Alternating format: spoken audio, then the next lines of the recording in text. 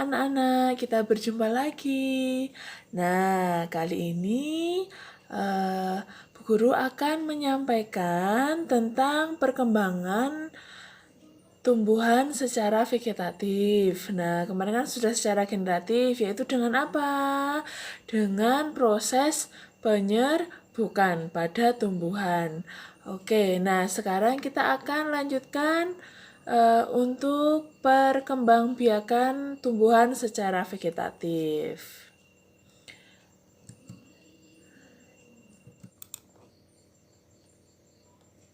Perkembangan vegetatif dibedakan menjadi dua, yaitu vegetatif alami dan vegetatif buatan. Apa yang membedakan perkembangbiakan secara vegetatif alami dan buatan? Nah, kita lihat satu-satu ya. Vegetatif alami yaitu perkembangbiakan makhluk hidup atau tumbuhan yang terjadi tanpa melalui bantuan manusia. Ya, jadi perkembangbiakan tumbuhan ini dilakukan oleh tumbuhan itu sendiri. Nah, perkembangbiakan vegetatif secara alami ini nanti bisa meliputi tunas, rizoma. Rizoma itu bisa disebut juga dengan akar tinggal maupun akar rimpang. Kemudian umbi lapis, umbi batang, geragi, umbi akar, tunas adventif, spora, dan membelah diri.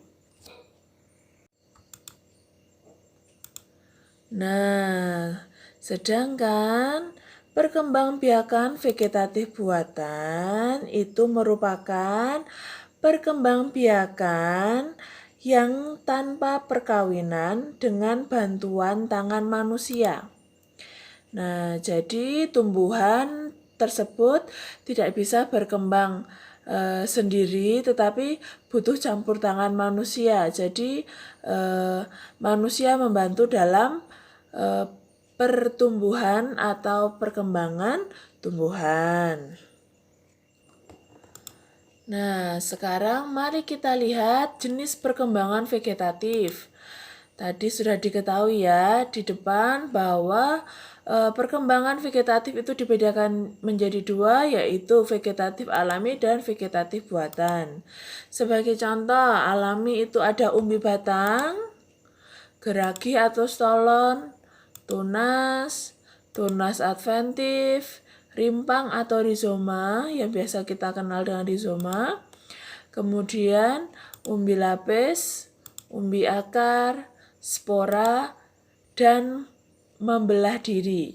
Nah, jadi tumbuhan nanti ada yang membelah diri. Tumbuhan apa saja yang bisa membelah diri? Nah, nanti kita bahas ya. Nah, sedangkan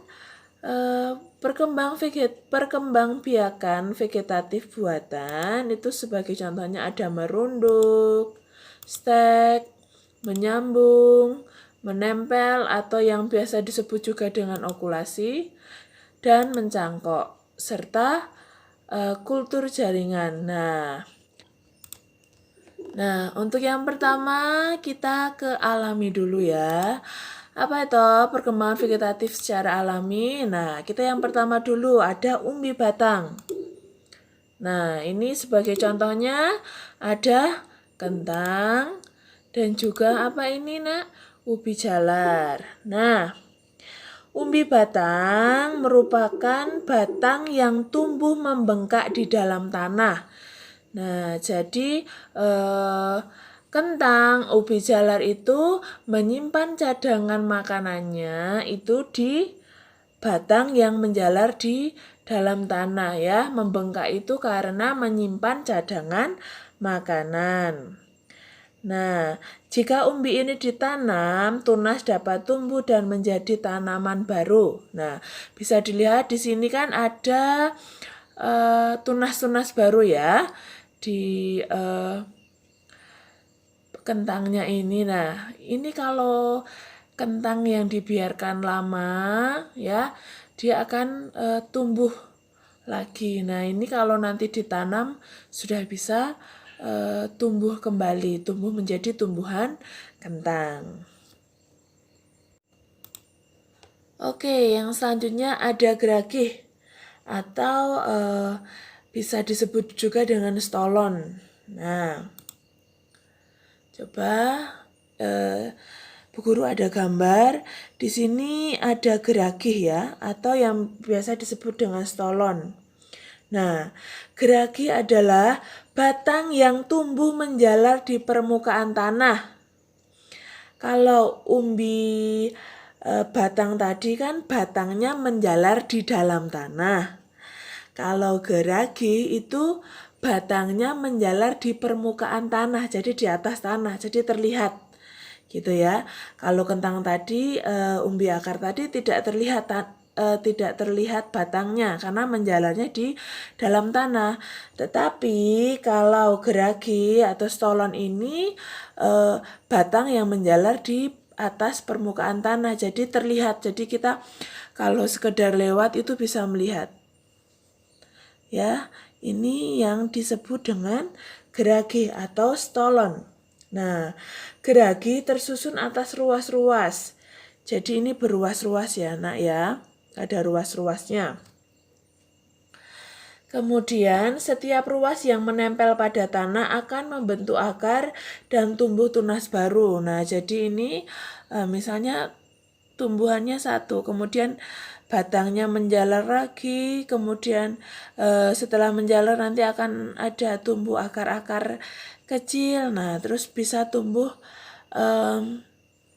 tanaman baru lagi. Nah, biasanya tanaman yang berkembang biak dengan cara geragi itu ada pegagan. Nah, bisa lihat yaitu pegagan itu kalau bagi anak-anak yang sudah pernah melihat kan menjalar-jalar di permukaan tanah. Nah, ini loh yang dimaksud dengan stolon tadi ya. Ini adalah bata yang menjalar di atas permukaan tanah. Nah, selain pegagan, contoh jenis tanaman yang berkembang biak dengan geragi itu ada stroberi, antanan, dan rumput teki ya. Itu adalah tumbuhan yang berkembang biak dengan geragi atau stolon. Yang selanjutnya adalah tunas. Nah, sebenarnya anak-anak tunas itu nanti akan dibedakan antara bertunas dan tunas adventif. Nah, yang pertama ini kita akan bahas yang bertunas dulu. Nah, saya lihat sebagai contohnya ini ada bambu dan ada pohon pisang. Bu Guru yakin anak-anak di rumah pasti pernah melihat paling tidak pohon pisang ya. Mungkin kalau ada yang punya pohon bambu, ini tahu ini tunasnya.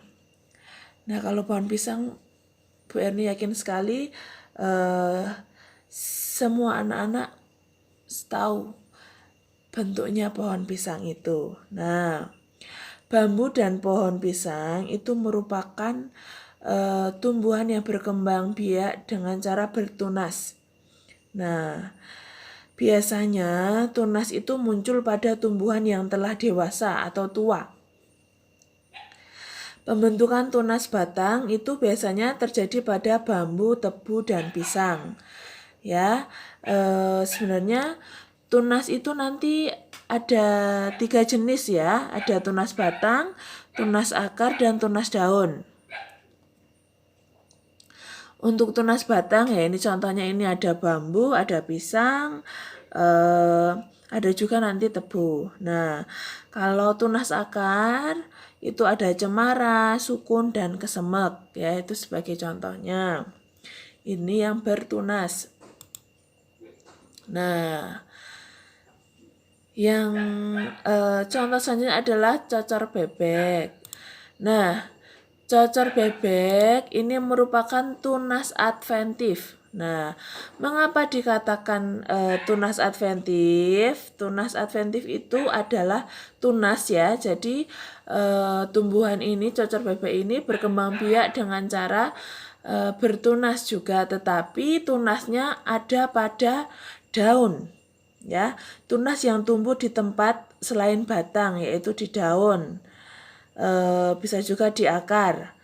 Nah, bisa dilihat ini kan ada tunas-tunasnya yang baru. Maka ini disebut dengan tunas adventif ya.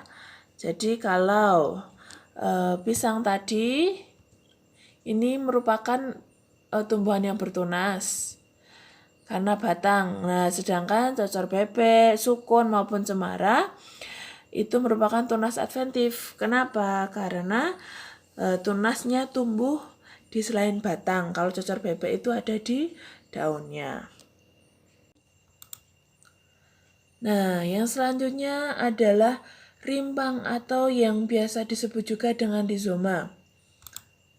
Nah, pernah melihat ini apa? Ya, ini namanya lengkuas. Nah, sebenarnya apa tuh yang dimaksud dengan rimpang atau rizoma itu? Nah, rizoma merupakan modifikasi dari batang yang tumbuh menjalar di bawah permukaan tanah. Nah, ini bisa dilihat ya. Ini kan ada 2 batang. Sebenarnya ini yang disebut dengan rizoma. Jadi ini modifikasi. Jadi batangnya menjalar di dalam tanah lalu tumbuh tunas baru. Ya, seperti ini. Jadi dia bergerumul gitu ya. Jadi banyak bergerumul. Jadi ini sebenarnya juga ada batangnya seperti ini. Ini yang disebut dengan rimpang atau rizoma. Nah, salah satu ciri rizoma yang nampak itu ada ruas-ruasnya, jadi berbuku-buku. Nih, ini tuh berbuku-buku, ada ruasnya. Nah, di setiap ruas itu dapat tumbuh individu baru. Jadi kalau ada ruas-ruasnya itu bisa tumbuh individu baru. Nah, contoh tumbuhan yang membentuk rizoma itu ada selain lengkuas itu juga ada jahe ya. Nah, ini yang disebut rizoma. Ya kan, ini batang, sebenarnya ini adalah batang yang menjalar di dalam tanah. Ya kan, ini sudah ada batang, kemudian di sini ada tumbuhan baru lagi. Nah, ini yang disebut dengan rizoma atau rimpang. Ya. Kemudian contoh lainnya juga ada kunyit. Nah, ini juga sama, ini juga berbuku-buku. Setiap bukunya bisa tumbuh individu baru.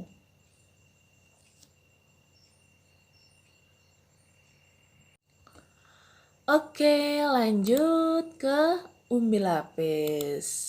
Nah, ini contohnya. Siapa yang belum pernah melihat bahwa ini adalah bawang merah ya?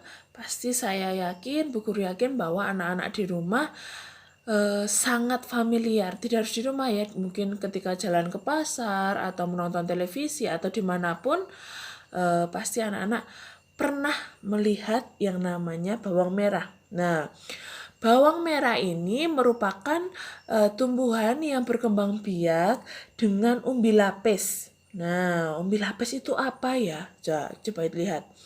Ini adalah bawang merah yang sudah dibelah. Nah, dilihat kan, ini berlapis-lapis ya. Kalau dikupas misalnya kalau sudah kering. Nah, kalau bagi anak-anak yang sudah pernah membantu ibunya untuk mengupas bawang, entah itu bawang merah atau bawang bombay, itu pasti di sini ada lapis-lapisannya seperti itu. Nah, bagian tanaman yang membengkak dalam tanah ya, jadi umbi lapis ini merupakan bagian tanaman yang membengkak dalam tanah karena menyimpan cadangan makanan. Nah, ini disebut umbi.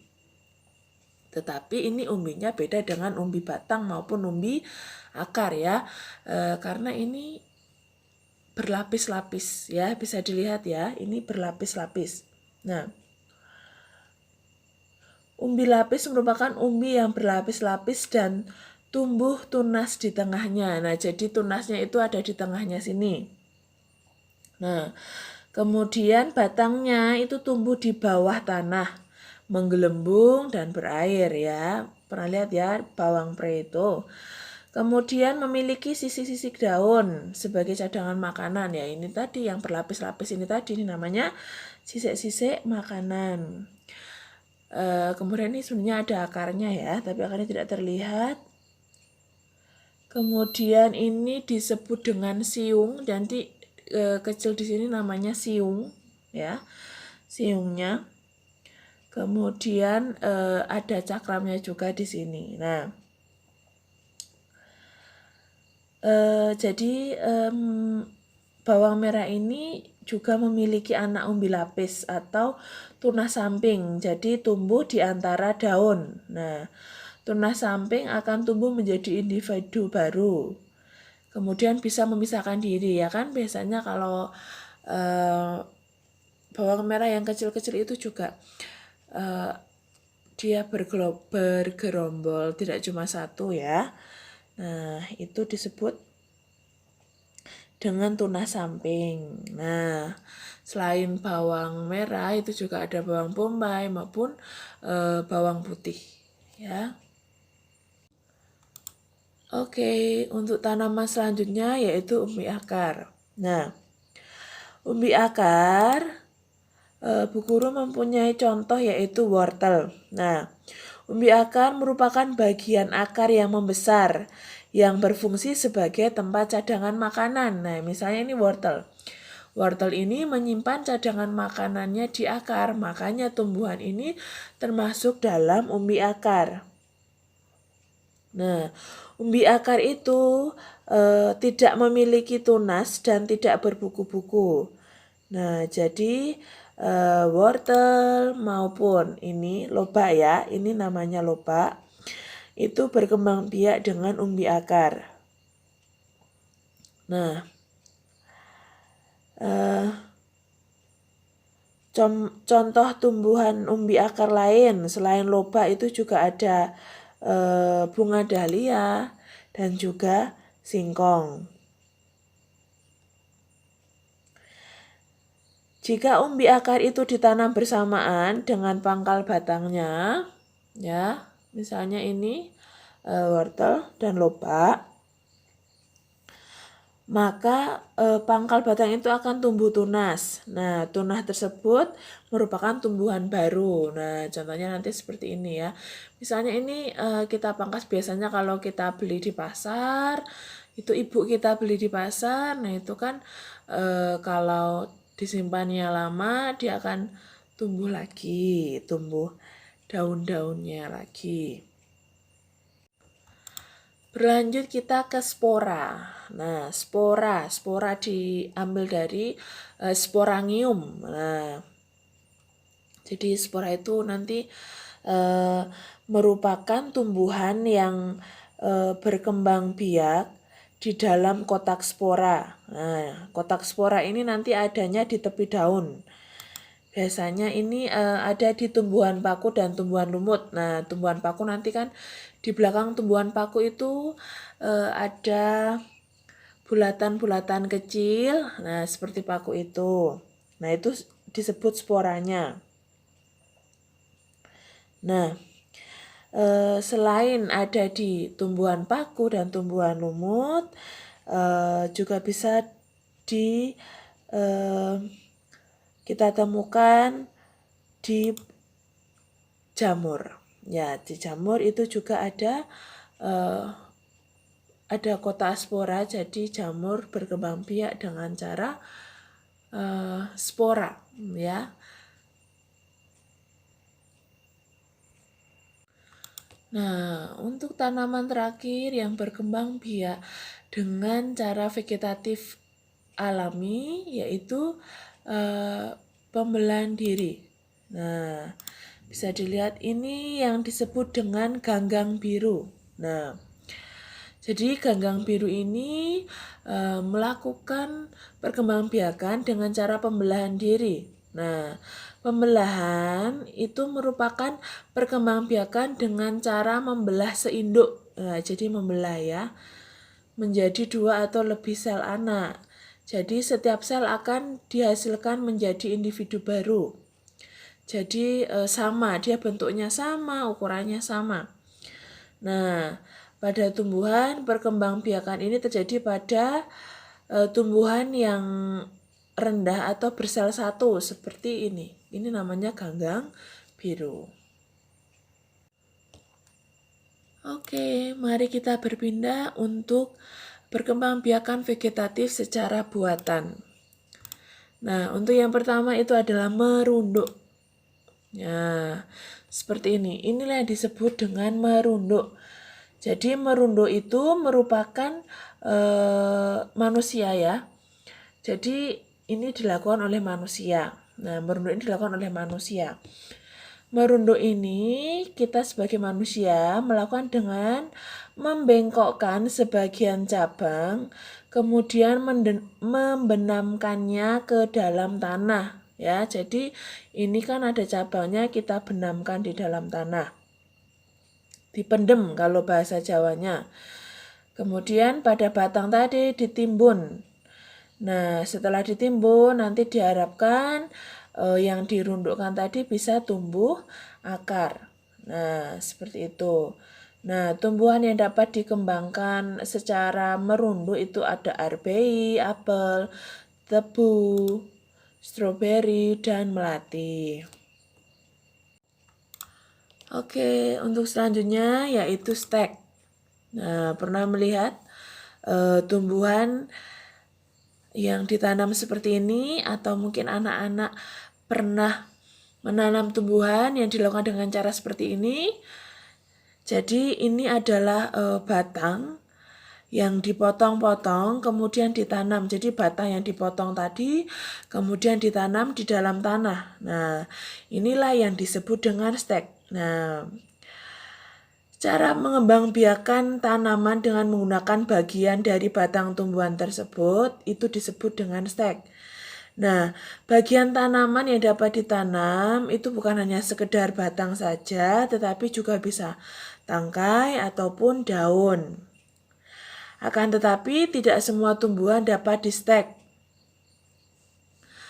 Kalau stek daun itu bisa dilakukan pada tanaman cocor bebek dan begonia. Stek akar dapat dilakukan pada tanaman sukun. Dan stek batang dapat dilakukan pada tanaman singkong. Nah, ini contoh singkong ya. Jadi ini stek batang. Sedangkan stek tangkai juga bisa dilakukan dengan dilakukan oleh tanaman, misalnya itu pohon mawar. Seperti itu. Nah, contoh tanaman yang dikembangkan itu ya ada ubi kayu, tebu, kangkung, dan mawar itu tadi. Nah, yang ketiga yaitu menyambung atau yang biasa disebut dengan enten atau mengenten ya.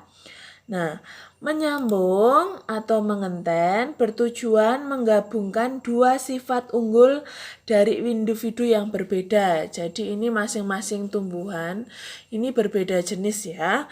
Jadi punya keunggulan masing-masing.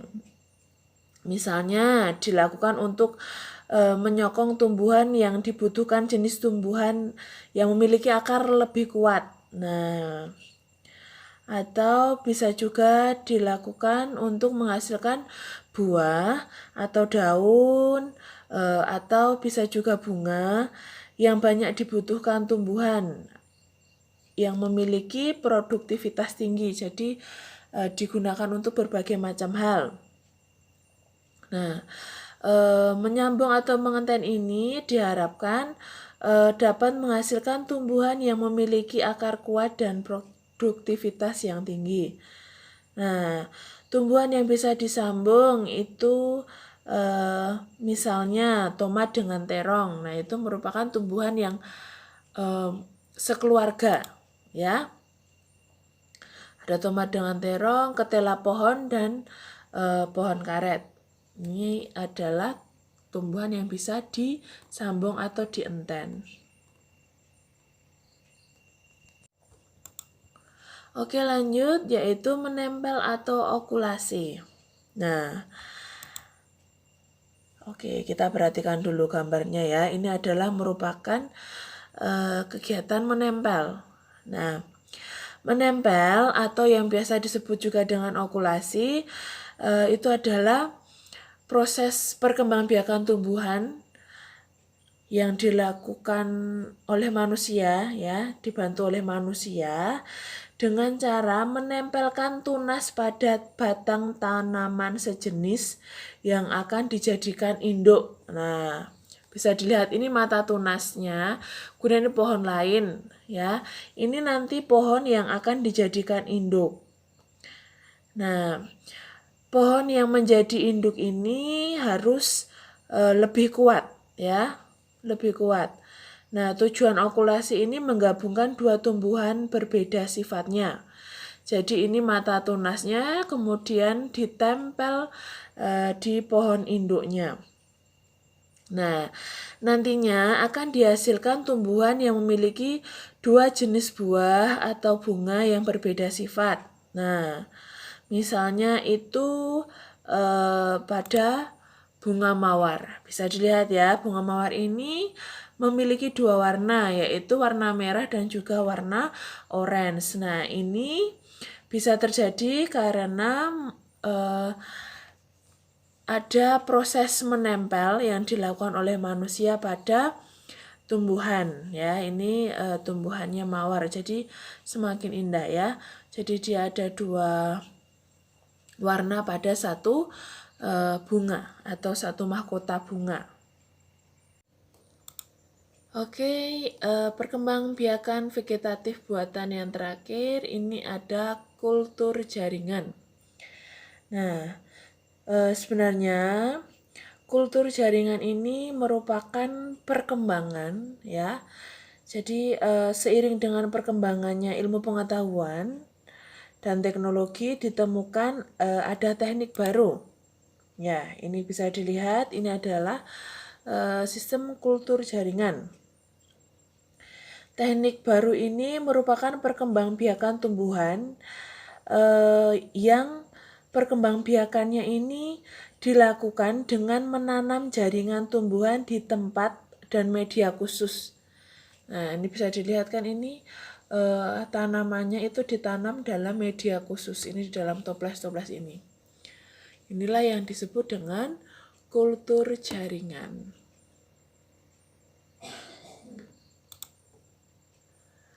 Oke, terima kasih sudah menyaksikan video pembelajaran ini.